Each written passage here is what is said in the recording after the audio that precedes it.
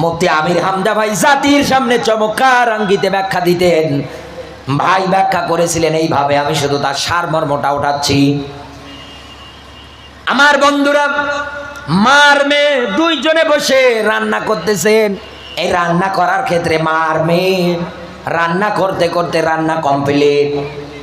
মা মেয়েকে ডাক দিয়ে বলে, এই মেয়ে রান্না কমপ্লিট, চুলোয় যে আগুন জ্বলছে আগুনটা নেভিয়ে দিয়ে ঘরে চলে আসো। মেয়ে চিন্তা করছি, আমার মা যখন আগুনটা ধরাচ্ছিল প্রথমে পাটখড়িতে আগুন নিয়েছে, নেওয়ার পরে ফু দিয়েছে। যত ফু দেয় তত আরো আগুন বাড়ে। মা মনে হয় এইভাবে আগুনটা জ্বালিয়েছে, মনে হয় এইভাবেই নেভানো লাগে। আগুনটা নেভানোর জন্যে চুলোর মধ্যে যত ফু দেয় তত আগুন জ্বলে। হিতে বিপরীত হচ্ছে। ওর তো জানা নেই আগুন যদি নেভাতে চায় এরকম পানি দেওয়া লাগবে, না দিয়েও শুধু ফু দেয়, শুধু ফু দেয়। আজও বিশ্বের ময়দানে এইসব কাফেরদের অবস্থা হয়ে গিয়েছে এরকম। এই দুনিয়ার ময়দান থেকে আলেমদের বিদায় করে দিয়ে মনে করতে চাই ইসলাম মনে হয় বিদায় হয়ে যাবে। এই দুনিয়ার ময়দানে হকের পথে যারা আছে, মাদ্রাসা প্রতিষ্ঠা যারা করে, এগুলো ধ্বংস করে দিয়ে মানুষ মনে করতে চায় ইসলাম মনে হয় বিদায় হবে। ও বন্ধু, কোনোদিনও সম্ভব না।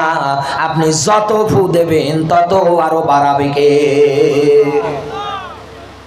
আল্লাহর নবী আমার, ভালো করে বোঝেন, আল্লাহর নবী আমার কাবার হাতিমের মধ্যে পিঠটা লাগিয়ে হাউমাউ করে কাঁদছে। হযরত আব্বাস নবীজির সামনে, নবীজির কান্না দেখছেন, নিজেও কষ্ট পায়। কান্না করতে করতে নবীজি আমার একটা পর্দায় হেসে উঠলেন। আল্লাহর নবী মুহাম্মাদুর রাসূলুল্লাহ সাল্লাল্লাহু আলাইহি ওয়াসাল্লামের হাসি দেখে বিশ্ব নবীকে ডাক দিয়ে বললেন, হে নবী, একটু আগে দেখলাম কান্না করেন, এবার হাসছেন কোন কারণে? আল্লাহর নবী আমার ডাক দিয়ে বললেন, আব্বাস, একটু আগে আমি কান্না করতেছিলাম এই কারণে, আমার দিনের পথে টিকে থাকতে গিয়ে আমার দিনের হাজারো মুজাহিদদের দুনিয়ার থেকে বিদায় করে দিচ্ছে।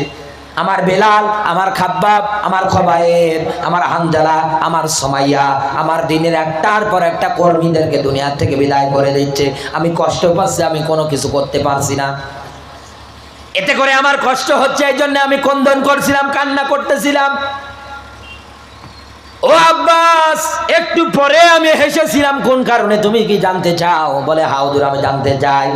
ডাক দিয়ে বললেন, আব্বাস, এই মুহূর্তে জিবরিল আমার কাছে এসে খবর দিয়ে গেল, আজ এই আরব জাহানের মধ্যে যারা আমাকে লেজ কাটা বলে গালি দেয়, যারা আমাকে পাগল বলে গালি দেয়, যারা আমাকে বিভিন্ন ধরনের অপবাদ দিয়ে গালি দেয়, এই দুনিয়ার ময়দানে ওরা একদিন থাকবে না, কিন্তু আমি নবীর নাম মান শান কিয়ামত পর্যন্ত থাকবে। এই দুনিয়ার ময়দানে আমার আল্লাহ পাক আমাকে হাজার রুহানি সন্তানগুলো দান করবে।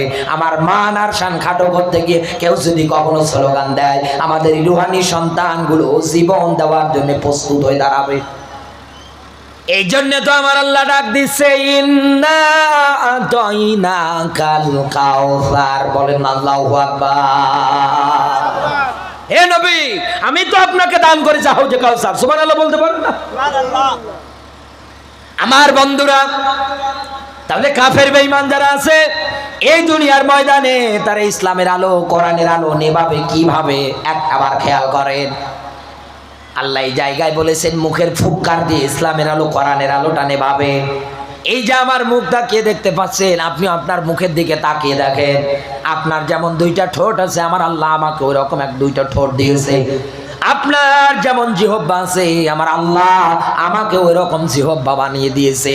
আলাম নাজআল লাহু আইনাইন ওয়া লিসানাও ওয়া শাফাতাইন। বলেন আল্লাহু আকবার। সূরা বালাদ ৯৮ নম্বর সূরা ৩০ নম্বর পারার ৮-৯ নম্বর আয়াত।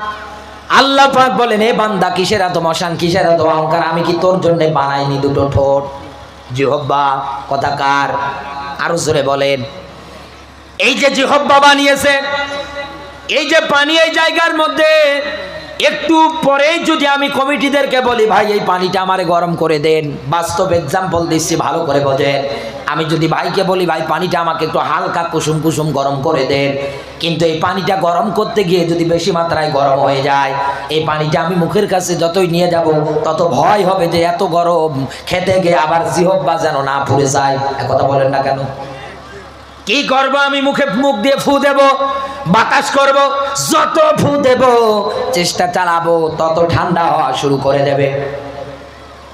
আল্লাহ পাক বলেন এই দুনিয়ার ময়দানে এই ফু বলতে তারা এই জিহব্বাটাকে কাজে লাগাবে। আমার দেওয়া জিহব্বা দিয়ে তারা এই সমাজের মধ্যে, পরিবারের মধ্যে, রাষ্ট্রের মধ্যে এমন এমন জায়গায় মিথ্যা মিথ্যা সাক্ষী দেবে, মিথ্যা মিথ্যা সাক্ষী দেবে। দেওয়ার ফলে হাজারো হাজারো ভালো মানুষগুলো অপরাধী হবে। দিনের হাজারো পণ্ডিত যারা আছে তারা দুনিয়ার থেকে এই মিথ্যা সাক্ষীর রায়ের কারণে রাষ্ট্রপক্ষ থেকে তাদেরকে ফাঁসি দিয়ে বিদায় করে দেবে। ইতিহাস তালাশ করে দেখেন, ফেরাউন এইটা করেছিল। ও যখন দাবি করে আনা রব্বুকুমুল আলা, আমি তো সব চাইতে বড় রব, পাশে দাঁড়িয়ে আছে হামানটা, নাক দিয়ে বলে তোর মাথা খারাপ। বলে কেন? এক বাক্যেই বলে দিলে হলো তুমি রব, এ কথা তো মানাবে না। বলে কেন মানাবে না? বলে তোমার মতো ছাগল আর পাগল তো দুনিয়া আর নেই। বেটা ভয় করে আমি প্রেসিডেন্ট। বলে কি হয়েছে তাই? একটাবার চিন্তা ভাবনা করে দেখো, একটাবারের জন্য চিন্তা ভাবনা তৈরি করে দেখো। এই মিশরের মধ্যে এখন ঐশীগন্ত বাণী তাওরাতের কিতাবের পণ্ডিতেরা আছে, হাজার হাজার তাওরাতের পণ্ডিতেরা আছে। তুমি যদি রব বলে দাবি করতে চাও, খোদা বলে দাবি করতে চাও, আমি তোমাকে পরামর্শ দেই, তাহলে তোমার জন্য ভালো হবে এই মিশরের মধ্যে জিনা ব্যভিচার চালু করে দাও। জিনা ব্যভিচার যখন চালু হয়ে যাবে, হাজার হাজার অবৈধ যারো সন্তানেরা দুনিয়ায় আসবে, ওদের থাকা খাওয়া যা দরকার সবগুলো তোমার দায়িত্বে তুমি নিয়ে নাও। দেখবে এই সমাজের মধ্যে তোমাকে কেউ যদি গালি দেয়, ওরা সঙ্গে সঙ্গে অস্ত্র নিয়ে দাঁড়িয়ে যাবে। ফেরাউন এইটাকে কাজে লাগালেন। আর মিশরের যত পণ্ডিত ছিল এই হামানটাকে এই মুখ দিয়ে মিথ্যা এইরকম একটা নিয়ম নীতি তৈরি করার একটা সাক্ষ্য দেওয়ার কারণে হামানটা বুদ্ধি দিয়েছে, আর ও সব আলেমগুলোকে দুনিয়ার থেকে বিদায় করে দিয়েছে। আমার বন্ধুরা ভালো করে বোঝেন, এই দুনিয়ার ময়দানে, এই ভারতবর্ষে নাও থাকলেও, এই পৃথিবীতে, এই দেশগুলোতে না থাকলেও বিশ্বের অনেকগুলো রাষ্ট্রের মধ্যে আছে মেলাবে। হকের পথে যারা থাকে, ভালোর পথে যারা থাকে, তাদেরকে বিদায় করার জন্য এরকম হাজারো চক্রান্ত ষড়যন্ত্র আছে না নেই? আরো জোরে বলেন। আল্লাহ তো এমনি বলেনি মুখের ফু দিয়ে, এই ফু বলতে তারা এই পৃথিবীতে ভালো ভালো মানুষ যারা আছে আইজ্জাত আহলিহা, তাদেরকে বেজ্জত করবে, অপমানিত করবে, লাঞ্ছিত করবে। এটা গেল এক নাম্বার। দুই নাম্বারে ভালো করে বোঝেন, দুই নাম্বারে এই সমাজের মধ্যে তারা মিডিয়াগুলো হাতে নেবে, চতুর্দিক দিয়ে তারা মিডিয়ার কারবার তৈরি করে দেবে। মিডিয়া যে আমাদের ধ্বংস করবে, ইসলাম তার বাস্তব ব্যাখ্যা দিচ্ছি, কান খাড়া করেন। আচ্ছা, টিভি নেই কার কার বাড়িতে? হাত ওঠান তো দেখছি। টিভি নেই কার কার বাড়িতে? এ কি বুঝে হাত ওঠাচ্ছে? টিভি, আমি বলেছি টেলিভিশন নেই কার বাড়িতে? হাত ওঠা। নেই না? যাক আলহামদুলিল্লাহ, টিভি এই বাড়িগুলোতে নেই। ঠিক আছে তো? ঠিক আছে। আচ্ছা, মিডিয়া, এই মিডিয়াগুলো তারা হাতে নেবে। আমার দেশের কথা বলছে, আমার দেশের মায়েরা এবং বোনেরা সিরিয়াল মেনটেন করে, সিরিয়াল ছাড়া জীবন চলে না। নামাজের কোনো ধান্দা নেই, সিরিয়াল জামাত করে মনে হয় তাহাজ্জুদ পড়ছে, এরকম ধান্দা নিয়ে বসে বসে থাকে। দিন থেকে, ইসলাম থেকে মানুষদেরকে ফারেক করার জন্য, দূরে সরানোর জন্য এই মিডিয়ারা তারা হাতে নেবে। মিডিয়াগুলোকে তারা হাতে নেওয়ার পরে অর্ধ উলঙ্গ ছবি তারা প্রত্যেকটা মিডিয়া চ্যালেঞ্জ দিয়ে দেবে। এতে করে হবে কি? আপনার লজ্জা থাকা দরকার। আপনার মেয়ে, আপনার স্ত্রী, আপনার সন্তান, তাদেরকে নিয়ে আপনি এক জায়গায় বসে এই সব ছবি, এই সব সিনেমাগুলো আপনি উপভোগ করেন, আপনার লজ্জা করেন? একটুও কি বিবেকের মধ্যে বাঁধে না যে আমি কি করছি? একটুর জন্য আপনার ভয় হয় না? একটুর জন্য আপনার চিন্তা হয় না যে আমি কি করছি? এই পৃথিবীতে কাফেরেরা সবার প্রথমে এই টেলিভিশনগুলো সব জায়গায় চালু করে দেবে, মিডিয়াগুলো তারা হাতে নেবে। নেওয়ার পরে মানুষদের কোরআনের তেলাওয়াতের পরিবর্তে রাস্তার মোড়ে মোড়ে তারা গান বাজনা সব আয়োজন করবে। একথা বলে না কেন? আজ এই দেশের যুবক যারা আছে, কি জীবন! এমন কায়দায় চুল কাটে, কি চুলের কাটন গো! এদিকে চুল নেই, এদিকে চুল নেই, মাঝখানে রেখে দিয়েছে। এক কথা বলেন না কেন? এরকম কোয়ালিটির মানুষ এই দুনিয়ায় নেই। কানে দুইটা ইয়ারফোন লাগিয়ে রাস্তা দিয়ে হেঁটে যায়, ও যে কি গান শুনে ও নিজেও বোঝে না। জিজ্ঞাসা যদি করা হয়, এ কি শোনো? বলে হুজুর তালে মাথা ঝোকাচ্ছি। এই মিডিয়াগুলো তারা হাতে নেবে, নেওয়ার পর পরে সব জায়গায় এরকম চালু হয়ে যাবে। এই মিডিয়া হাতে নেবে, নেওয়ার পরে ইসলামের বিরুদ্ধে, কোরআনের বিরুদ্ধে তারা একটার পর একটা করে নিয়ম নীতি তৈরি করবে। লিল্লাহে তাকবীর, লিল্লাহে তাকবীর, আল কোরআনের আলো, ওমর ফারুক সিদ্দিকী ভাইয়ের আগমন, লিল্লাহে তাকবীর। প্রিয় ভাই আমাদের মাঝে উপস্থিত, আমরা ভাইয়ের জন্য দোয়া করব, আল্লাহ পাক আমার প্রিয় ভাইকে যেন নেক হায়াত দান করে, বলেন আমিন। আরো জোরে বলেন আমিন। আমি সব সময় আপনাকে কয়েকটা এক্সাম্পল ধরনের উদাহরণ দিয়ে শেষ করে দিচ্ছি।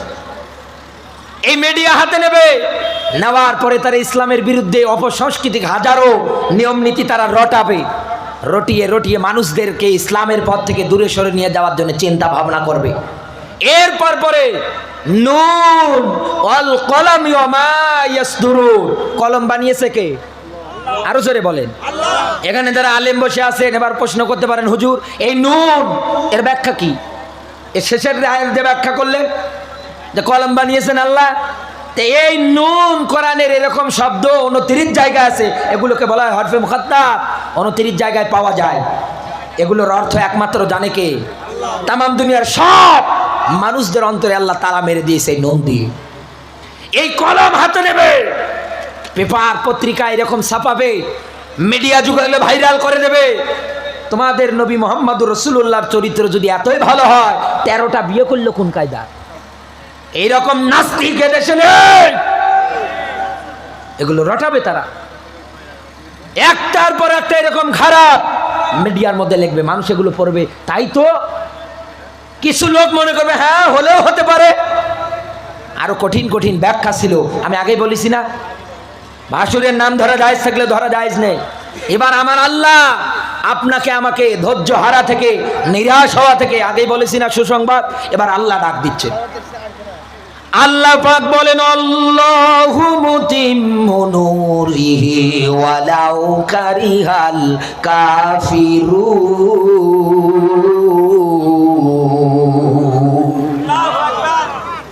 মুর্শিদাবাদবাসী ভালো করে বুঝবেন, এতক্ষণ যাবত আপনি শুনতেছিলেন কাফের বেঈমানেরা এইভাবে দ্বীনের পথগুলো ধ্বংস করবে।